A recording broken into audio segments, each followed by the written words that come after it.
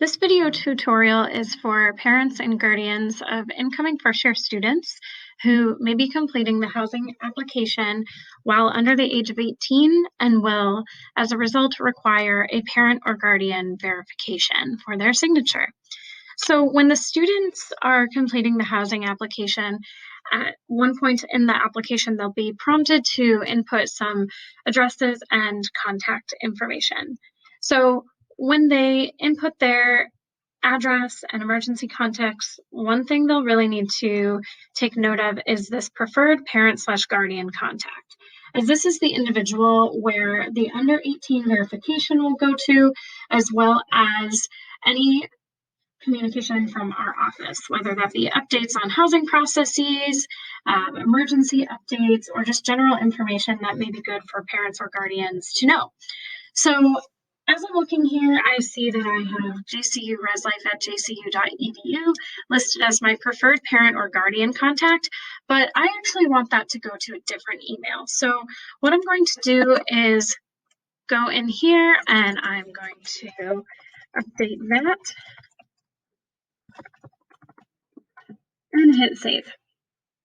So now I can see that as the student, I've put in the correct contact for this email, and we'll go through a couple of the next steps for how to navigate completing this verification and what to do if the verification doesn't show up in your inbox.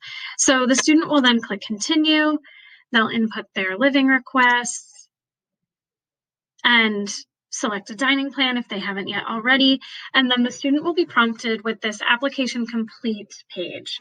So again, from here, if the student is not yet 18 at the time of completing the housing application, their application is incomplete and still need the verification. So at this point, I should have received a verification email in my inbox. So we're going to navigate there, and here we can see that it showed up in the top of my inbox. Now, sometimes it ends up in spam. So you'll want to make sure when you navigate to spam, sometimes it'll show up here.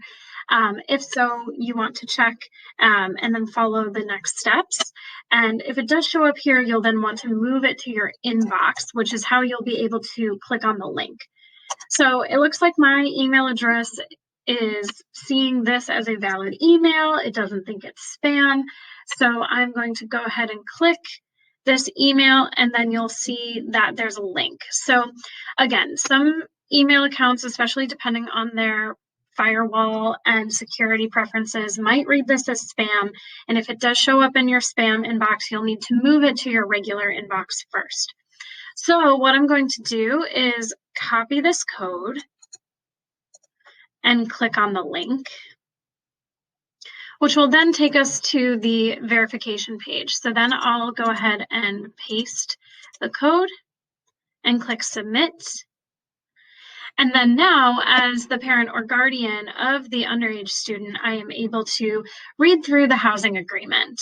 Again, for the upcoming term, this housing agreement for 2021-2022 is up on our website, and a PDF version should be emailed to the student upon completion of their housing application. So I'm going to go ahead and read through all of this. And then as the parent, going to sign my name at the bottom and click Verify Application. You'll then see this "Thank you for completing the application" notice, and that will indicate that your student has now completed the application. And then students can go back to their housing portal. They'll see that it's completed. And if you run into any issues or questions in the meantime, you can reach out to our office at 216-397-4408 or send us an email at jcureslife@jcu.edu. If the email doesn't show up in either the inbox or the spam, also feel free to reach out to our office, as we will be able to resend the verification manually and try to help troubleshoot any issues or obstacles you may face.